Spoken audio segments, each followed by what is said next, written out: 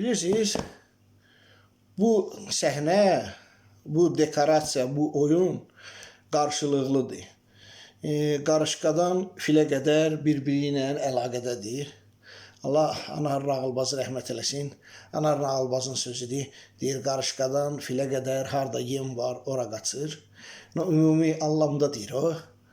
İçərisində ağıllı qarışqalar, harda ruhi sakitçilik var, Vüqar Biləcəri demişkən, ruh aramı, ruhi sakitçilik, mənəvi sakitçilik var, ora qaçır.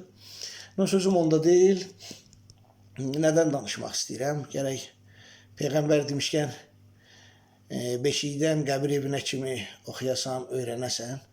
Məsələn, pərvanənin oda çırpılmağı, şəmə çırpılmağı, hamımız görürsün, mürəkkəb pafosla danışmıram. Adi bağ evində, həyətdə böcəklər, həşəratlar, kəpənəklər, pərvanələr işığa gedir. Müasir elmi təcrübələr göstərir ki, bu ayla və günəşlə bağlıdır.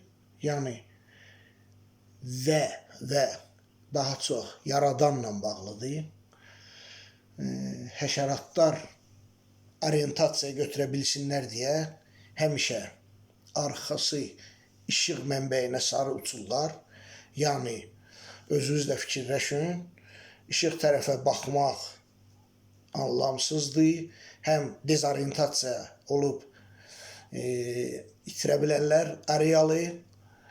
Digər tərəfdən, arxadan işıq salınanda ov eləmək, predmeti tapmaq daha rahatdır.